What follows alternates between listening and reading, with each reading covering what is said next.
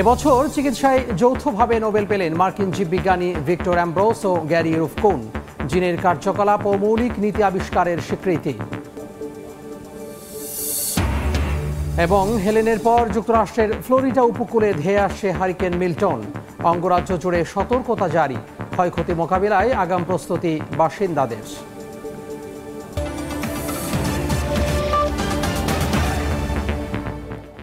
আন্তর্জাতিক সময়ের সঙ্গে আছি আমি তোহা খান তামিম। গাজায় দখলদার ইসরায়েলি আগ্রাসনের 1 বছর পূর্তিতে বিক্ষোভে উত্তাল বিশ্বের বিভিন্ন দেশ। যুদ্ধবন্ধের দাবি নিয়ে রাস্তায় নামে তুরস্ক, জার্মানি, আর্জেন্টিনা ও চিলির বাসিন্দারা। ইসরায়েলি হামাসের হামলার 1 বছর পূর্তিতে বিক্ষোভ হয়েছে তেল আবিবেও। জিম্মিদের মুক্তির দাবিতে জেরুজালেমে নেতানিয়াহুর বাসভবনের সামনে জড়ো হন শত শত মানুষ। মোমবাতি দিয়ে স্প্যানিশ ভাষায় লেখা হয়েছে মুক্ত হোক ফিলিস্তিন। ফিলিস্তিনের পতাকাও উড়াচ্ছেন উপস্থিত জনতা। মোমবাতি দিয়ে আঁকা হচ্ছে গাজার মানচিত্র, মাঝে লেখা উপত্যকাটির স্বাধীনতার কথা। দৃশ্য দুটি দক্ষিণ আমেরিকার দেশ আর্জেন্টিনার রাজধানী বুয়েনোস আইরেস ও চিলির রাজধানী সান্তিয়াগোর। রোববার গাজার প্রতি সংহতি জানিয়ে বিক্ষোভ করেছেন দেশ দুটির শত শত মানুষ। গাজা যুদ্ধে নিহতদের প্রতি সম্মান জানাতে 1 মিনিট নীরবতাও পালন করেন আর্জেন্টিনার আন্দোলনকারীরা। এছাড়াও চিলির সান্তিয়াগোতে দেশটিতে প্রবাসী ফিলিস্তিনিরা যুদ্ধ বন্ধের জন্য দ্রুত আন্তর্জাতিক পদক্ষেপের দাবি জানান। এই হামলায় অনেক শিশুর মৃত্যু হয়েছে ও অনেকে পঙ্গুত্ব বরণ করেছে। আমরা এই গণহত্যা সরাসরি দেখেছি, কিন্তু এমন অনেক কিছু আছে যা আমরা এখনো দেখিনি। এখনো ধ্বংসস্তূপে আটকা পড়ে আছে অনেক শিশু। এছাড়া অনেক শিশু ক্ষুধায় ভুগছে ও সংক্রামক রোগে আক্রান্ত হচ্ছে। গাজায় ইসরায়েলি আগ্রাসনের 1 বছর উপলক্ষে রোববার তুরস্কের ইস্তাম্বুল ও দক্ষিণ পূর্বাঞ্চলের শহর দিয়ারবাকিরে বিক্ষোভ করেছেন দেশটির শত শত বাসিন্দা। এ সময় আন্দোলনকারীরা গাজার বাসিন্দাদের মুক্তির দাবি জানান। এছাড়াও হামাসের প্রতি সংহতি জানান বিক্ষোভকারীরা। সহিংসতা আরো সহিংসতা ডেকে আনবে। বিশেষ করে গাজায় যা হচ্ছে, এই গণহত্যা এখনই বন্ধ না হলে সামনে আরো ভয়াবহ পরিস্থিতি আসবে। তাই আমাদের দাবি শুধু মুসলিম বিশ্ব কিংবা পশ্চিমা বিশ্বই নয়, গোটা বিশ্বকে মানবিক কারণে এগিয়ে আসতে হবে এই আগ্রাসন বন্ধের জন্য। গাজায় ইসরায়েলি আগ্রাসন বন্ধের দাবিতে রাস্তায় নেমেছেন জার্মানির কয়েক হাজার বাসিন্দা। বার্লিনে অনুষ্ঠিত এই বিক্ষোভে ফিলিস্তিন ও গাজাকে দখলদার মুক্ত করার দাবি জানান বিক্ষোভকারীরা। ইসরায়েলে হামাসের হামলার 1 বছর পূর্তিতে বিক্ষোভ হয়েছে খোদ ইসরায়েলেও। হামাসের হাতে আটক জিম্মিদের অবিলম্বে মুক্তির দাবিতে জেরুজালেমে নেতানিয়াহুর বাসভবনের সামনেও জড়ো হন শত শত বিক্ষোভকারী। কাকুলি আখতার, সময় সংবাদ। লেবাননের রাজধানী বৈরুতে ব্যাপক বিমান হামলা চালিয়েছে ইসরায়েল। হিজবুল্লাহর এক শীর্ষ কমান্ডারকে হত্যার দাবি করেছে নেতানিয়াহু বাহিনী। জবাবে ইসরায়েলের বন্দর শহর হাইফাতে রকেট হামলা চালিয়েছে হিজবুল্লাহ। কয়েকজন আহতের খবর পাওয়া গেছে। এদিকে বিমানবন্দর বন্ধের সিদ্ধান্ত প্রত্যাহার করে নিয়েছে ইরান। জ্বলছে লেবাননের রাজধানী বৈরুত। রোববার রাতে শহরটির বিভিন্ন ভবন লক্ষ্য করে দফায় দফায় বিমান হামলা চালায় ইসরায়েল। হিজবুল্লাহর সদস্যরা লুকিয়ে আছে এমন খবরের ভিত্তিতে হামলা চালানো হয় বলে জানায় তেল আবিব। লেবাননের সশস্ত্র গোষ্ঠীটির একজন শীর্ষ কমান্ডার নিহতের দাবিও করেছে ইসরায়েলের প্রতিরক্ষা দপ্তর। পাল্টা জবাব দিয়েছে হিজবুল্লাহ। রাতে ইসরায়েলের উত্তরাঞ্চলীয় বন্দর শহর হাইফাই রকেট হামলা চালিয়েছে সংগঠনটি। ইসরায়েলি সেনাবাহিনী জানায় 15টি রকেট শনাক্ত করা হয়। এর মধ্যে আকাশে কয়েকটি প্রতিহত করা হয়েছে। বাকি রকেট একটি রেস্তোরাঁ, একটি আবাসিক ভবন ও শহরের মূল সড়কে আঘাত করে। নিরাপত্তা বিশ্লেষকরা বলছেন, এই হামলার মধ্য দিয়ে ইসরায়েলকে একটি বার্তা দিয়েছে হিজবুল্লাহ। তারা চাইলে আরো বড় আকারে হামলা চালাতে পারে বলেও উল্লেখ করেন ওই নিরাপত্তা বিশ্লেষক। এদিন ইসরায়েলের উত্তরাঞ্চলের সামরিক কর্মকর্তাদের সঙ্গে বৈঠক করেন প্রধানমন্ত্রী বেনিয়ামিন নেতানিয়াহু। লেবানন অভিযান সম্পর্কে তাদের কাছে জানতে চান তিনি। শত্রুদেরকে পরাজিত করার প্রত্যয় ব্যক্ত করেন নেতানিয়াহু। এদিকে রোববার রাত থেকে সোমবার সকাল 6টা পর্যন্ত আকস্মিক সব বিমানবন্দর বন্ধের ঘোষণা দেয় ইরান। যদিও কয়েক ঘন্টা পর সেই ঘোষণা প্রত্যাহার করে নেওয়া হয়। বেশ কয়েকটি গণমাধ্যম বলছে, ইসরায়েলের হামলার সংখ্যা থেকেই পূর্ব প্রস্তুতির অংশ হিসেবে এই সিদ্ধান্ত গ্রহণ করে ইরান কর্তৃপক্ষ। লেবাননে আগ্রাসনের জবাবে সম্প্রতি ইসরায়েলে ক্ষেপণাস্ত্র হামলা চালায় তেহরান। রাহানুল রানা, সময় সংবাদ। নেতানিয়াহুর সঙ্গে ওয়াশিংটনের বন্ধুত্বের চেয়ে ইসরায়েল ও যুক্তরাষ্ট্রের জনগণের সম্পর্ককে বেশি গুরুত্বপূর্ণ বলে মন্তব্য করেছেন মার্কিন ভাইস প্রেসিডেন্ট কমলা হ্যারিস। মার্কিন গণমাধ্যমকে দেওয়া সাক্ষাৎকারে তিনি বলেন, গাজায় যুদ্ধবিরতি চুক্তিতে পৌঁছাতে ইসরায়েল সহ মধ্যপ্রাচ্যের আরব নেতাদের ওপর চাপ প্রয়োগ করে আসছে যুক্তরাষ্ট্র। কমলার এমন মন্তব্য বাইডেন প্রশাসনের সঙ্গে ইসরায়েলের বাড়তে থাকা মতবিরোধ স্পষ্ট করছে বলে মনে করছেন বিশ্লেষকরা। গাজা ও লেবাননে যুদ্ধবিরতি ইস্যুতে নেতানিয়াহুর সঙ্গে মতবিরোধ বাড়ছে যুক্তরাষ্ট্রের। এবার তারও স্পষ্ট হয়েছে মার্কিন ভাইস প্রেসিডেন্ট কমলা হ্যারিসের এক মন্তব্যে। যুক্তরাষ্ট্রের গণমাধ্যম সিবিএস নিউজকে দেয়া সাক্ষাৎকারে রোববার কমলাকে প্রশ্ন করা হয়, নেতানিয়াহু ওয়াশিংটনের ঘনিষ্ঠ বন্ধু কিনা। প্রশ্ন এড়িয়ে কৌশলী জবাবে মার্কিন ভাইস প্রেসিডেন্ট বলেন, ইসরায়েলি প্রধানমন্ত্রীর সঙ্গে বন্ধুত্বের চেয়ে দুই দেশের জনগণের সম্পর্ক বেশি গুরুত্বপূর্ণ। With all due respect, the better question is, do we have an important alliance between the American people and the Israeli people? And the answer to that question is yes. সাক্ষাৎকারে কমলাকে আরও প্রশ্ন করা হয়, গাজার উপর ইসরায়েলের সামরিক অভিযান বন্ধ করতে এবং লেবাননে হামলা থামাতে যুক্তরাষ্ট্র কি করছে। জবাবে ডেমোক্রেটিক দলের প্রেসিডেন্ট প্রার্থী বলেন, গাজায় যুদ্ধবিরতি চুক্তির লক্ষ্যে ইসরায়েল সহ ওই অঞ্চলের আরব নেতাদের ওপর চাপ প্রয়োগ করে আসছে যুক্তরাষ্ট্র এবং এটি অব্যাহত থাকবে। গত জুলাইয়ে মার্কিন প্রেসিডেন্ট নির্বাচনের দৌড় থেকে সরে দাঁড়ান জো বাইডেন। পরে ডেমোক্রেটিক পার্টি প্রার্থী হিসেবে ভাইস প্রেসিডেন্ট কমলা হ্যারিসকে বেছে নেয়। এরপর থেকেই তাকে ইসরায়েল ফিলিস্তিন উভয় পক্ষের সমালোচনা করতে দেখা গেছে। তেল আবিবের প্রতি সমর্থন বজায় রাখার কথা বললেও কমলা হ্যারিস নেতানিয়াহুকে যুদ্ধ থেকে সরে আসারও আহ্বান জানিয়েছেন। ফারহাদ চৌধুরী, সময় সংবাদ। আন্তর্জাতিক সময় আরও থাকছে। ভারতের সঙ্গে সম্পর্ক স্বাভাবিকের চেষ্টায় মালদ্বীপ। নয়াদিল্লিতে মৈত্রী মোদি বৈঠক, স্বার্থ সংশ্লিষ্ট বিষয়ে একসঙ্গে কাজ করার অঙ্গীকার। ইরানের পারমাণবিক স্থাপনায় ইসরায়েল হামলা চালাবে না, এর কোনো নিশ্চয়তা নেই বললেন জাতিসংঘে নিযুক্ত সাবেক মার্কিন রাষ্ট্রদূত। এদিকে লেবাননের রাজধানী বৈরুত হামলার পর থেকে ইরানের কুদস ফোর্সের প্রধানের সঙ্গে যোগাযোগ করতে পারছে না গোষ্ঠীটি। জানা যায়, হিজবুল্লাহ প্রধান হাসান নাসরাল্লাহর মৃত্যুর পর তিনি লেবাননে গিয়েছিলেন। ইসরায়েলে ইরানের ব্যালিস্টিক ক্ষেপণাস্ত্র হামলার পর থেকে মধ্যপ্রাচ্য জুড়ে বিরাজ করছে উত্তেজনা। গাজায় ইসরায়েলি আগ্রাসনের 1 বছর পার হওয়ার দিনেই আন্তর্জাতিক গণমাধ্যমগুলো আশঙ্কা করছে ইরানে পাল্টা হামলা চালাতে পারে নেতানিয়াহু বাহিনী। এর মধ্যেই চাঞ্চল্যকর তথ্য প্রকাশ করল মার্কিন গণমাধ্যম সিএনএন। জাতিসংঘে নিযুক্ত সাবেক মার্কিন রাষ্ট্রদূত এবং মার্কিন পররাষ্ট্র মন্ত্রণালয়ের সাবেক কর্মকর্তা জন বোল্টনের বরাতে এক প্রতিবেদনে জানায়, ইরানের পারমাণবিক স্থাপনায় ইসরায়েল হামলা চালাবে না, এর কোনো নিশ্চয়তা নেই। এর আগে তেল আবিবে ক্ষেপণাস্ত্র ছোঁড়ার পর তেহরানে হামলা চালানোর হুমকি দেন প্রধানমন্ত্রী বিনয়ামিন নেতানিয়াহু। তবে পেন্টাগনে ইসরায়েলি কর্মকর্তার সঙ্গে বাইডেন প্রশাসনের বৈঠকে ইরানের গুরুত্বপূর্ণ সামরিক স্থাপনা ও তেলের স্থাপনায় হামলায় সমর্থন দিলেও পারমাণবিক স্থাপনায় হামলার ক্ষেত্রে অসম্মতি জানান মার্কিন প্রেসিডেন্ট জো বাইডেন।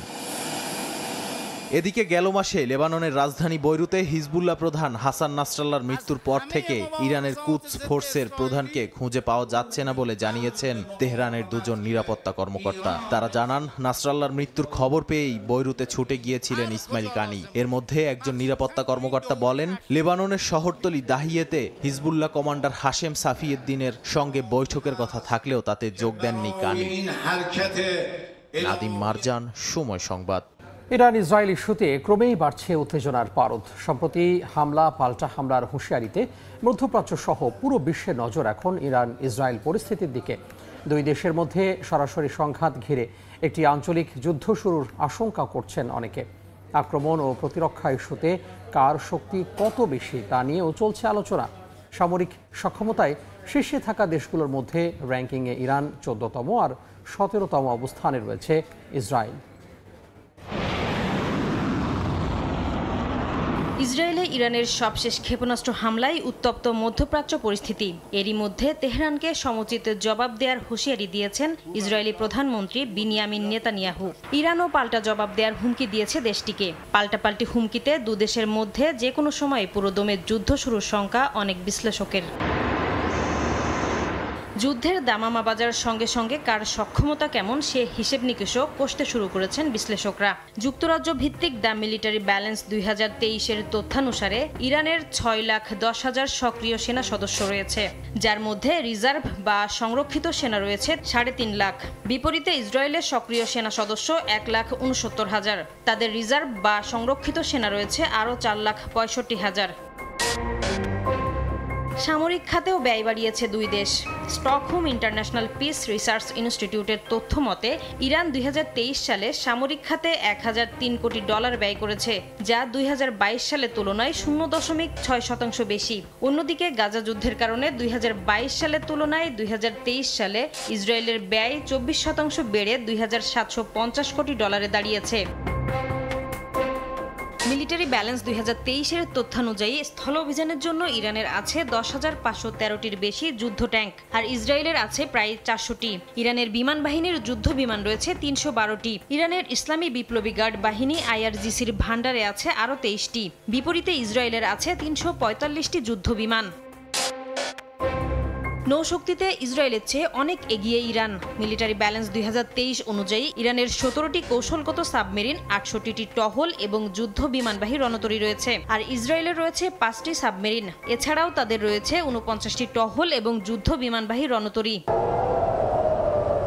ইসরায়েলের আকাশ প্রতিরক্ষা ব্যবস্থায় বড় ভূমিকা পালন করছে আয়রন ডোম সিস্টেম, যা ক্ষেপণাস্ত্র প্রতিহত করে এরই মধ্যে চমক দেখিয়েছে। অন্যদিকে আকাশ প্রতিরক্ষায় স্বল্প পাল্লার ও কম উচ্চতার আকশরাজ মোতায়েন করেছে ইরান।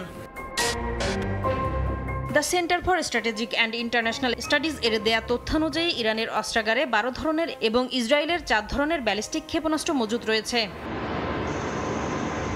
যুক্তরাষ্ট্র ভিত্তিক অস্ত্র নিয়ন্ত্রণ সংস্থার ধারণা, ইসরায়েলের কাছে 90টি পারমাণবিক ওয়ারহেড মজুত রয়েছে। তবে পরমাণু অস্ত্র থাকতেই হবে এমন ধারণায় বিশ্বাসী নয় ইরান। তাদের পরমাণু কর্মসূচি চলমান রয়েছে। কয়েক সপ্তাহের মধ্যেই পারমাণবিক ওয়ারহেড সহ ক্ষেপণাস্ত্র বানাতে সক্ষম ইরানের বিজ্ঞানীরা, এমনটাই দাবি ইরানি বিশ্লেষকদের। নাসরিন রুমি, সময় সংবাদ। আন্তর্জাতিক সময় আরও থাকছে। পশ্চিমবঙ্গের জেলায় জেলায় দুর্গাপূজার শেষ মুহূর্তের প্রস্তুতি। এবারও থিম ভিত্তিক মণ্ডপ নিয়ে হাজির হচ্ছেন কলকাতার আয়োজকরা। বাড়ছে দর্শনার্থীর ভিড়। চলমান উত্তেজনার মধ্যেই ভারত সফর করছেন মালদ্বীপের প্রেসিডেন্ট মোহাম্মদ মুইজু। রোববার ভারতের রাজধানী নয়াদিল্লিতে সস্ত্রীক পৌঁছান তিনি। গত বছর নির্বাচনে জয়ী হওয়ার পর এটি মালদ্বীপের প্রেসিডেন্টের প্রথম নয়াদিল্লি সফর। সোমবার ভারতের প্রধানমন্ত্রী নরেন্দ্র মোদীর সঙ্গে বৈঠক করেন মুইজু। দুই দেশের স্বার্থ সংশ্লিষ্ট বিষয়ে একসঙ্গে কাজ করার অঙ্গীকার ব্যক্ত করেন তারা। রাষ্ট্রপতি দ্রৌপদী মুর্মু এবং অন্যান্য গুরুত্বপূর্ণ কর্মকর্তাদের সঙ্গে বৈঠকের কথা রয়েছে মুইজুর। গেল এপ্রিলে চীনপন্থী মুইজু ক্ষমতায় আসার পর থেকেই মালদ্বীপ ভারত সম্পর্কের অবনতি হয়।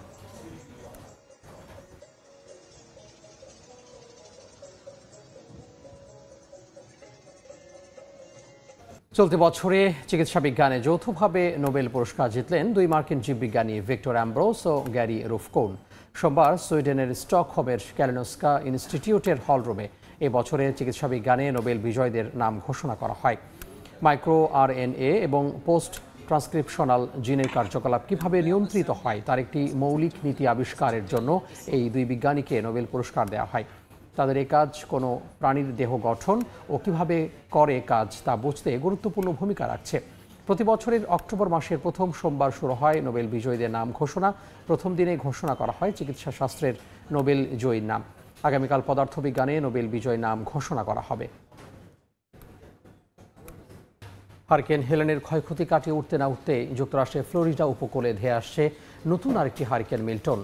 মেক্সিকো উপসাগরে সৃষ্ট এ ঝড় স্থানীয় সময় মঙ্গলবার কিংবা বুধবার ফ্লোরিডার পশ্চিম উপকূলে আঘাত হানতে পারে বলে জানিয়েছে যুক্তরাষ্ট্রের ন্যাশনাল হারিকেন সেন্টার। এর আগে হারিকেনের প্রভাবে দেখা দিতে পারে ভারী বৃষ্টিপাত। বন্যার আশঙ্কায় বিভিন্ন জায়গায় জারি করা হয়েছে জরুরি অবস্থা। সরিয়ে নেওয়া হচ্ছে উপকূলের বাসিন্দাদের।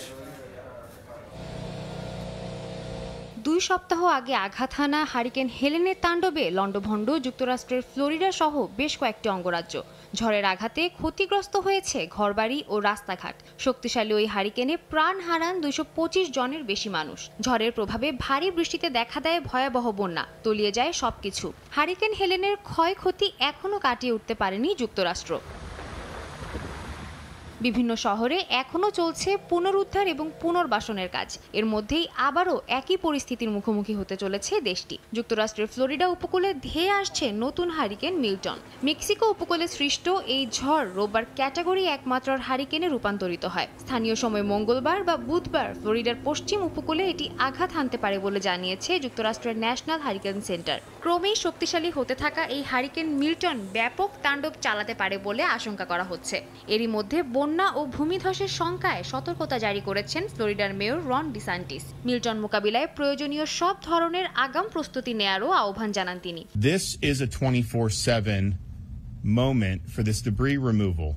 You have a storm and then have one less than 2 weeks later, 2 majors back to back. That is not something that is easy. That creates a lot of challenges.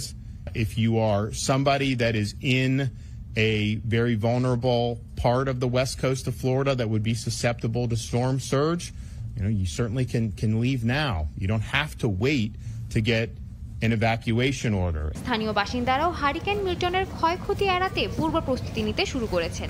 Out here to fill up my sandbags. I didn't do it last time, and this time I want to feel better inside my home and hopefully protect some of my stuff. Water got up into our driveway, and I don't want it to happen. মার্কিন সরকারের মতে hurricane হেলেনের ধ্বংসস্তূপ পরিষ্কার করে নতুন করে অবকাঠামো গড়তে 1 বছরেরও বেশি সময় লেগে যেতে পারে। এর মধ্যে নতুন করে হারিকেন মিল্টন তাণ্ডব চালালে তা সামাল দেয়া আরও চ্যালেঞ্জিং হয়ে যাবে বলে মনে করছে কর্তৃপক্ষ। সাদিয়া তাসনিম, সময় সংবাদ। গেল কয়েক দশকে দুর্গাপূজায় কলকাতার মণ্ডপগুলো সেজে ওঠে বিভিন্ন থিমের উপর ভিত্তি করে, আর সেই থিম দেখার জন্য সারা বছর প্রতীক্ষায় থাকেন দর্শনার্থীরা। এবারও হয়নি ব্যতিক্রম। দক্ষিণ কলকাতার কয়েকটি থিম নির্ভর পূজা মণ্ডপ ঘুরে বিস্তারিত জানাচ্ছেন সুব্রত আচার্য, আর ছবি তুলেছেন বিশ্বজিৎ দাস। সামাজিক অসঙ্গতি, রাজনৈতিক কিংবা আন্তর্জাতিক ঘটনা, কখনো আবার প্রাকৃতিক বিপর্যয় থেকে মানবিক সংকট, কলকাতার দুর্গাপূজার মণ্ডপগুলোতে এমন সব বিষয়ে ভাবনার প্রকাশ নতুন নয়। ইতিহাস ঐতিহ্যকে তুলে ধরা এমন সামাজিক আন্তর্জাতিক বার্তা দেওয়ার কারণেই সিটি অফ জয়ে আয়োজিত ধর্মীয় এই উৎসব বিশ্বের কালচারাল হেরিটেজ হিসেবেও স্বীকৃতি পায়। এতে ভাবনা বিন্যাসে প্রতি বছরই আসে নতুন নতুন পরিবর্তন। এবারও চোখে পড়ার মতো বেশ কয়েকটি মণ্ডপ রয়েছে কলকাতায়, যার বিষয়বস্তু নিয়ে রীতিমতো শুরু হয়েছে আলোচনা। যেমন বালিগঞ্জ কালচারালের মণ্ডপের থিম এবার আর শ্রীনগর। আয়নায় যা দেখা যায় না তা দেখা যায় বিবেকে, অর্থাৎ মায়ের প্রতিমা দর্শনের উপলব্ধিতে। আর এমন বোধ খুঁজতে পূজা শুরুর আগেই ভিড় এই মণ্ডপে। এই উৎসবের পেছনে যে মানুষগুলো থাকে, যাদেরকে কেন্দ্র করে এই উৎসব গড়ে ওঠে, এবং এই উৎসবকে কেন্দ্র করে যাদের এই 3 মাসের খাটাখাটনির ফল আগামী 6-7 মাসের সঞ্চয় হয়ে দাঁড়ায়। তাদের রক্ত, তাদের জল করা শ্রম দিয়ে তারা এগুলো তৈরি করে, সেই জন্য তাদের এই রংটাকে লাল রাখা হয়েছে। আমাদের মাতৃ প্রতিমা, তার সামনে দাঁড়ালে উপলব্ধি হবে যেন আমরা নিজের মধ্যে নিজেকে দেখতে পাচ্ছি। যে মানুষগুলোর ওপর নির্ভর করে দুর্গা দেবী পূজিত হন তারা হলেন প্যান্ডেল কিংবা আলোকসজ্জার সঙ্গে সংশ্লিষ্টরা। সবাই পূজার সঙ্গে তাদের জীবিকাও নির্বাহ করেন। তাই এবারের বাদামতলার পূজার থিম এই কর্মজীবী মানুষদের নিয়ে। একইভাবে শিবতলার পূজা মণ্ডপের চোখে পড়ে দর্শনার্থীদের ভিড়ও। সেখানেও মানুষের থিম নিয়ে এবার সাজানো হয়েছে মণ্ডপের বিষয় ভাবনা। শারদীয় দুর্গাপূজার বাকি এখনো 2 দিন, কিন্তু দর্শনার্থীদের ভিড় জানান দিচ্ছে বরাবরের মতোই কল্লোলিনী কলকাতায় ভিড়ের রেকর্ড ছাড়াবে। সুব্রত আচার্য, সময় সংবাদ, কলকাতা।